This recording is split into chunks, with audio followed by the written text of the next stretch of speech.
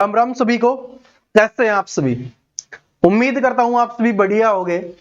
और जो थोड़े बहुत बढ़िया नहीं है ना भाई, अब एचएसएससी सीईटी के लिए मैथ्स पढ़ने के बाद आप बढ़िया हो जाओगे, क्योंकि मैथ में जो हमारा टारगेट है कि 15 में से 15 नंबर लेने हैं, मैथ में कोई भी कसर नहीं छोड़नी। उसमें मैं आज आपके लिए लेके आ चुका हूं नंबर सिस्टम के वो सवाल जो आपकी एचएसएससी पूछती है। और एचएसएससी में भी ऐसे सवाल जिनको देखकर स्टूडेंट को डर लगता है कि ये ऐसे क्वेश्चन है जिनको मैं नहीं कर पाऊंगा। अरे मेरे होते हुए ऐसा हो सकता है कि आप ना कर पाओ, आप जरूर करोगे, और वो भी बड़ी स्पीड से करोगे, और बाद में अपने दोस्तों के साथ हवाबाजी भी कर पाओगे। अरे हम तो चुटकियों में उड़ा देते हैं इन सवालों को। पर एक कंडीशन है कि क्लास को ध्यान से देखना और पूरी देखना। उसके बाद ऐसा हो ही नहीं सकता कि किसी भी स्टूडेंट को समझ में ना आए, सभी स्टूडेंट के दिमाग में सेट हो जाएगा।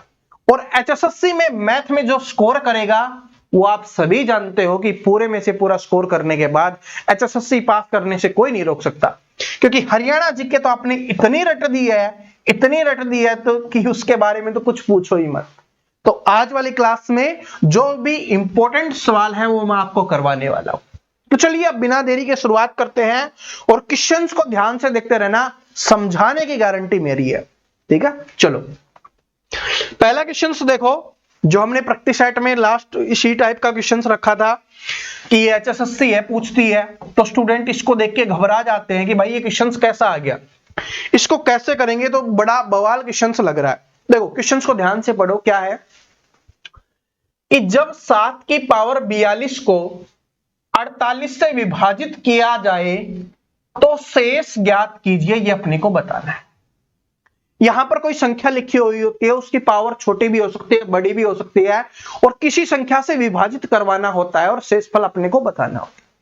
सबसे पहले विभाजित का मतलब होता है भाग, यानी कि इसमें कहा गया है कि 7 की पावर 42 है, उसको भाग किया गया है किससे? 48 से। और मैंने आपको एक बात और बताई थी कि 7 की पावर 42 और भाग का मतलब क्या होता है, इसको हम बटे में लिख सकते हैं ऐसे। वैसे देखो मैं ये सिर्फ समझा रहा हूं, ऐसे अपने को कुछ नहीं लिखना, सिंपल ट्रिक। देखो आप बोलते हो ना सर जी ऐसी ट्रिक से बता दो कि हम सेकंडों में क्वेश्चंस उड़ा दे। तो देखो जब भी ऐसा क्वेश्चन आए, कितनी भी बड़ी पावर हो घबराना नहीं है। क्यों? क्योंकि हर एक पावर है ना 4 के बाद सेम रिपीट हो रही होती है, तो इसलिए जितनी भी बड़ी पावर होगी ना उसको आप 4 से डिवाइड कर दो, 4 से भाग कर दो, फिर जो बची हुई पावर है उसको हम लिख लेंगे, और अगर पूरा पूरा भाग होता है तो उसकी पावर हम 4 लिख लेंगे। नहीं समझ में आया? बताता हूं कि भाई ये 42 है, 7 की पावर कितनी है? 42 है। इसको 4 से भाग देख के देखेंगे तो 40 तक पूरा पूरा जा रहा है, कितनी बच जाती है? 2 पावर बच जाती है। तो इसका मतलब हम डायरेक्ट लिख देंगे कि 7 की पावर 2 है, बाकी हमारी हट गई, उससे हमें कोई मतलब नहीं। तो 7 की पावर 2 कितनी होती है? आप सभी जानते हो 7 की पावर 2 49 होता है। अब उसको भाग करना है हमें कितने से? 48।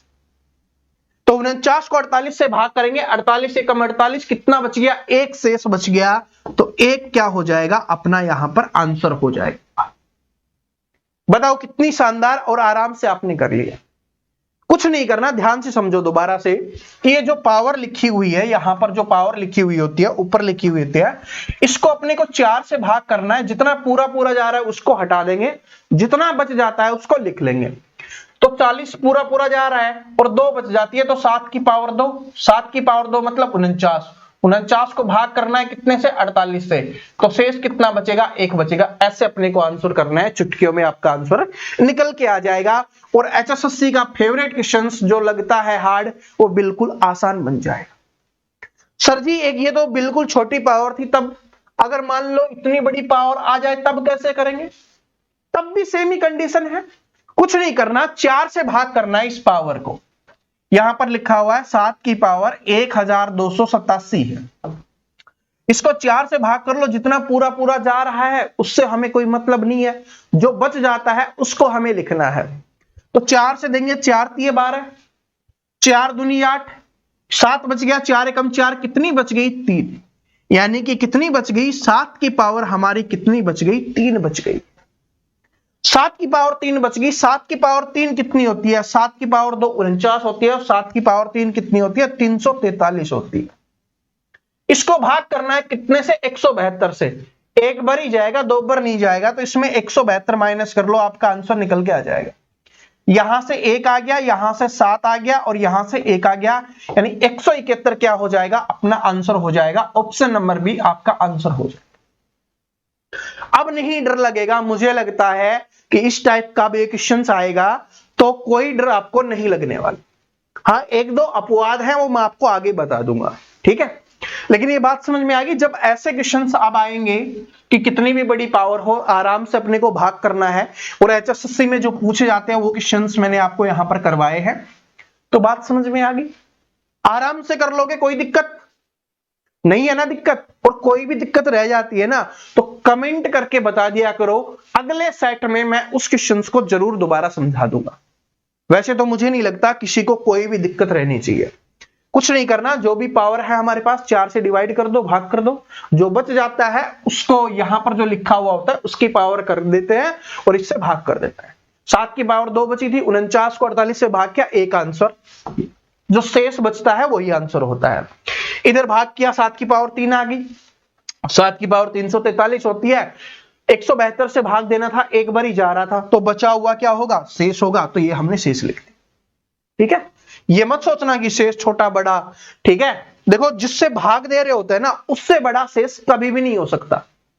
शेषफल बोल लो या शेष बोल लो, रिमाइंडर बोल लो, वो कभी भी है ना, जिस संख्या से भाग दे रहे हैं, जैसे 172 से भाग दे रहे हैं, इससे बड़ा कभी नहीं हो सकता, ना इसके बराबर हो सकता, क्योंकि उस पर तो भाग चला ही जाएगा, उससे हमेशा छोटा रहने वाला है, ठीक है।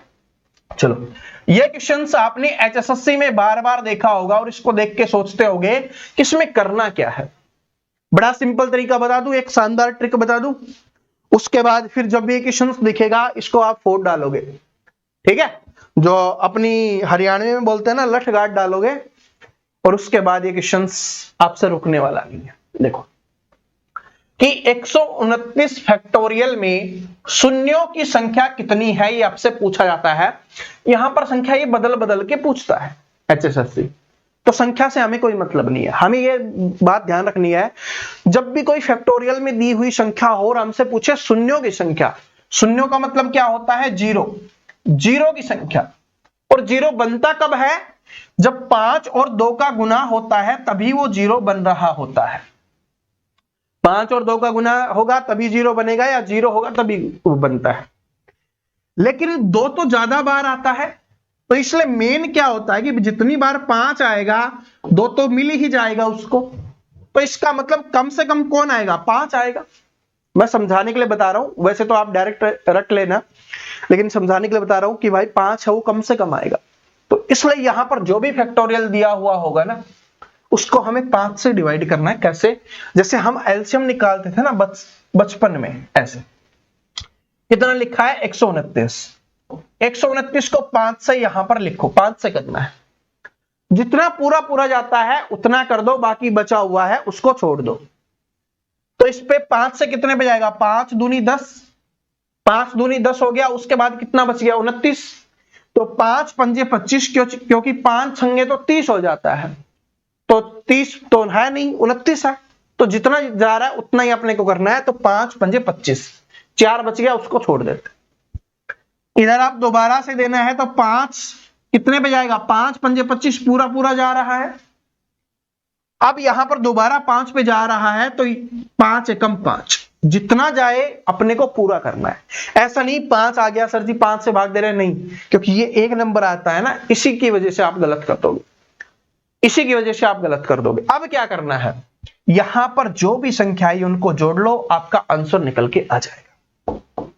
क्या क्या आया है? 25 आया है, प्लस में 5 आया है, प्लस में 1 आया है। 25 5 30 और 1 31। तो शून्यों की संख्या कितनी हो जाएगी? 31 हो जाएगी। ऑप्शन नंबर 1 करेक्ट आंसर होगा। पता चला कैसे? दोबारा से समझा रहा हूं, ध्यान से देख लो। यहां पर जितनी भी फैक्टोरियल में संख्या लिखी हुई होती है उसको यहां पर लिखते हैं, और इधर 5 करके डिवाइड करते हैं। जितने पे पूरा पूरा जा रहा है वो हमें लिखना है, बाकी बचा हुआ शेष है उसको छोड़ देना है। शेष से हमें कोई मतलब नहीं है, शेष को छोड़ देना है। ठीक है, अगर नहीं बचता तो कोई दिक्कत नहीं है, और बचता है तो उसको छोड़ देना है, ऐसे अपने को करना है। और यहां पर जो भी संख्याएं आएंगी उन सभी को जोड़ने पर जो प्राप्त होगा उतनी ही क्या हो जाएगी, शून्यों की संख्या हो जाएगी। तो अब जब भी HSSC के एग्जाम में आए तो घबराना नहीं, बड़ा सिंपल है। ओके, चलो आगे बढ़ते हैं। अगला क्वेश्चन देखिए, ये वाला क्वेश्चन, इनमें हमेशा डाउट रहता है स्टूडेंट को कि करना कैसे है। चलो एक प्यारी ट्रिक बताता हूं, क्वेश्चन पढ़ो पहले। क्या है कि नववर्ष के अवसर पर किसी समुदाय के 12 व्यक्तियों ने एक दूसरे को उपहार भेंट किए, तो बताइए कुल कितने उपहार बटे। ऐसा क्वेश्चन आप सभी जानते हो, कभी उपहार के बारे में पूछता है, कभी मैचों के बारे में पूछता है, कभी हाथ मिलाने वाले को बारे में पूछता है। ऐसे बहुत सारे क्वेश्चंस अलग अलग तरीके से पूछता है, लेकिन ये सबसे आसान क्वेश्चन है, HSSC द्वारा पूछा गया सबसे आसान क्वेश्चन है। अगर आप एक बात याद रख लेते हो, क्या इसका फॉर्मूला होता है n इंटू n-1, ये इसका फॉर्मूला होता है। और सिंपल भाषा में अगर मैं ये बताऊं कि यहां पर जो संख्या आपको दी हुई होती है उसको उससे एक कम करके हमें गुना करना होता है और हमारा आंसर निकल के आ जाता है। 12 गुना 11 कितना हो जाएगा, 132 हो जाएगा। तो 132 क्या हो जाएगा, इसका आंसर हो जाएगा। n इंटू n-1, n का मतलब होता है संख्याएं, नंबर। कितने नंबर दिए गए हैं आपको, 12, तो 12 लिखो। गुना में 12 माइनस 1 कितना होता है, 11 लिखो। तो 12 गुना 11 कितना हो गया, 132 हो गया। तो ये हमारा आंसर निकल के आ। और सिंपल भाषा में कैसे ध्यान रखेंगे कि जितनी संख्या दी हुई है उससे एक कम करके हमें गुना कर देना है और अपना आंसर आराम से निकल के आ जाएगा। ठीक है, 12 दिया गया था, इसमें एक कम करके 11 से गुना किया, आंसर आ गया। अगर आपने ये क्वेश्चन सीख लिया है तो ये वाला क्वेश्चन सभी स्टूडेंट कमेंट करके बताएंगे बिल्कुल सेम है। ठीक है, और ये पूछा गया क्वेश्चन है भाई, इसका आंसर सभी कमेंट करके बताओ कि यदि 10 टीमें आपस में एक दूसरे से मैच खेले, 10 टीमें हैं, अगर वो एक दूसरे से मैच खेले तो कुल मैचों की संख्या कितनी होगी, ये अपने को बताना। कोई नहीं, वही फॉर्मूला लगाना है और आंसर कमेंट बॉक्स में आ जाना चाहिए। चलो आगे बढ़ते हैं। अगला क्वेश्चन देखिए, यह बहुत इंपॉर्टेंट क्वेश्चन है, इसमें आपको थोड़ा समझना है, ध्यान से समझना। इसमें थोड़ा आपको दिमाग लगाने की आवश्यकता होगी। क्वेश्चन क्या है कि 2 अंकों की कुल कितनी संख्याएं हैं, यह अपने को बताना है। 2 अंकों की कुल कितनी संख्याएं होती हैं। अब 2 अंकों की संख्याएं कहां से शुरुआत होती है, ये हम देखते हैं। तो 2 अंकों की संख्याएं हैं और 10 से शुरू हो जाती हैं, क्योंकि 9 तक 1 अंक की रहती है और 10 आते ही 2 अंकों की शुरू हो जाती है। और अंतिम कितनी होती है, 99 होती है, 99 होती है, क्योंकि जैसे ही 100 आएगा वो 3 अंकों की बन जाती है। तो 2 अंकों की संख्याएं ये 10 से शुरू होती हैं और 99 तक होती है। ठीक है, तो आपने को पूछा है कुल कितनी होती हैं, तो इसका क्या है सिंपल तरीका कि जो बड़ी संख्या है, जो सबसे बड़ी संख्या है, उसमें से सबसे छोटी संख्या को माइनस करेंगे और प्लस में 1 करेंगे। याद रख लेना कि जो अंतिम संख्या होगी, मैं हिंदी में लिख देता हूं कि जो हमारी अंतिम संख्या होगी उसमें से हमें माइनस करना है पहली संख्या को। किसको माइनस करेंगे हम, पहली संख्या को माइनस करेंगे और प्लस में 1 कर देंगे। तो हमारे कितने अंकों की संख्या पूछी गई है, 2 अंकों की संख्या है, 3 की, 4 की, 5 की, कितने की भी पूछे तो जो अंतिम पद होगा या अंतिम संख्या होगी उसमें से पहली संख्या माइनस करेंगे और 1 जोड़ देंगे। तो अंतिम संख्या 99 थी, 10 माइनस किया, पहली संख्या थी और प्लस में 1 कर दिया। तो यहां से करोगे तो कितना आ गया 89 और प्लस में 1 करोगे तो कितना आ जाएगा 90 हो जाएगा। कितनी संख्याएं हो जाएंगी आपकी 90 हो जाएगी। तो संख्याएं कितनी हो जाएंगी 90 हो जाएंगी। Option number B correct answer हो गया। बताओ याद हो गया सभी को, दिमाग में सेट हो गया। अब इसी का अपडेटेड वर्जन HSSC द्वारा जो पूछा जाता है वो ये है। इसमें और इसमें देखिए डिफरेंस है, और क्या डिफरेंस है वो भी मैं आपको समझाऊंगा। पहले देखो इस क्वेश्चन को। कि 3 अंकों की कुल संख्याओं में कुल अंकों की संख्या ज्ञात कीजिए। इसका मतलब क्या है कि इसमें यह नहीं पूछा गया कि 3 अंकों की कितनी संख्याएं हैं, हमसे पूछा गया कि 3 अंकों की कितनी संख्याएं हैं ना, जितनी भी संख्याएं हैं उनमें अंकों की संख्या कितनी है।